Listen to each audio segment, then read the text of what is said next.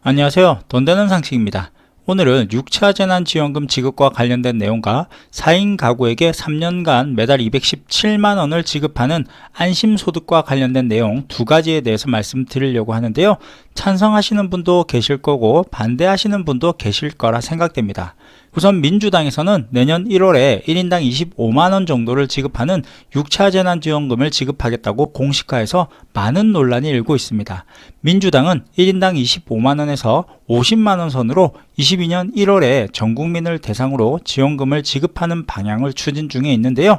이는 민주당 이재명 대통령 후보가 제안한 전국민 재난지원금은 1인당 최소 30만원에서 50만원은 되어야 한다고 하면서 시작되었습니다. 민주당은 이재명 후보의 의견에 따라 재난지원금을 위드 코로나 방역지원금으로 그리고 일상회복 방역지원금으로 변경하면서 공식화하였습니다. 이에 민주당에서는 강력하게 밀어붙이고 있는데요. 그럼 방역지원금을 지급하기 위해서는 얼마 정도가 필요할까요? 그리고 어떤 방법으로 재원을 마련할까요? 라는 의문이 드는데요.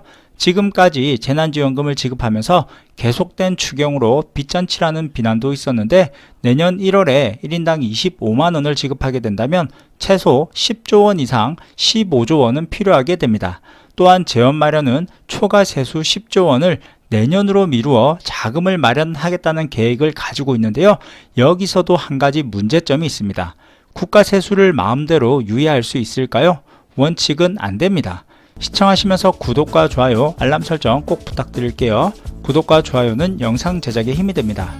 국가징수법에 따르면 관할 세무서장은 납세자가 제13조 1항 각 호의 어느 하나에 해당하는 사유로 국세를 납부할 수 없다고 인정되는 경우 대통령령으로 정하는 바에 따라 납부 고지를 유예할 수 있다고 되어 있는데요. 13조 1항은 납세자가 재난 또는 도난으로 재산에 심한 손실을 입은 경우 납세자가 경영하는 사업에 현저한 손실이 발생하거나 부도 또는 도산의 우려가 있는 경우 납세자 또는 그 동거 가족이 질병이나 중상해로 6개월 이상의 치료가 필요한 경우 또는 사망하여 상중인 경우 그 밖에 납세자가 국세를 납부기한 등까지 납부하기 어렵다고 인정되는 경우로서 대통령령으로 정하는 경우에 해당되어야 한다고 하는데요. 코로나19로 국민의 납세를 유예할 만한 요건에 충족되지 않아 마음대로 유예할 경우 국세징수법에 저촉될 수 있다고 합니다. 또한 만약 납세 유예가 되더라도 마음대로 세수를 조정할 수 있다면 앞으로 대선이 있을 때마다 정치적으로도 이용될 가능성이 있다는 우려의 목소리도 나오고 있어 앞으로 어떻게 재원을 마련할지 지켜봐야 할 듯 하네요. 또한 내년부터 3년간 서울시는 서울시민에게 1인 가구 최대 월 82만원, 4인 가구 최대 월 217만원을 지급을 하는데요.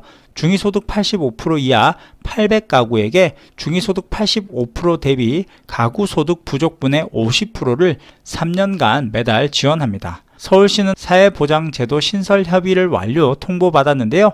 협의 완료는 정부의 공식 승인을 의미합니다.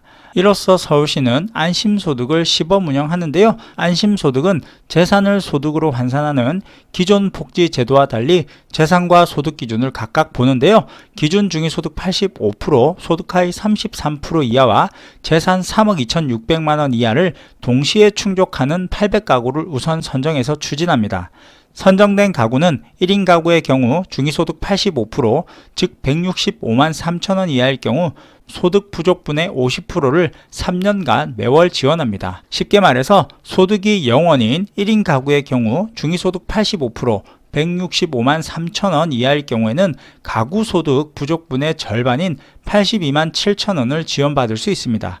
서울시는 저소득 취약계층이 우선적으로 지원을 받을 수 있도록 22년도에는 1차로 중위소득 50% 이하 500가구를 참여시키고요. 23년에는 2차로 중위소득 85% 300가구를 참여시킬 예정입니다. 현행 복지제도 중 현금성 급여 6종과 중복 지급되지는 않는데요. 현금성 생계 주거급여를 중단하되 자격은 그대로 유지해서 의료급여 지원, 전기세, 도시가스비 감면 등의 혜택은 계속해서 누릴 수 있도록 하였습니다. 그럼 오늘은 내년부터 6차 재난지원금 지급과 관련된 내용과 매달 지급되는 안심소득과 관련한 내용에 대해서 말씀드렸는데요. 앞으로 어떻게 진행되고 어떻게 재원을 마련할지 조금 더 지켜봐야 할 듯 합니다. 그럼 오늘 영상은 여기까지 할게요. 끝까지 시청해 주셔서 감사합니다.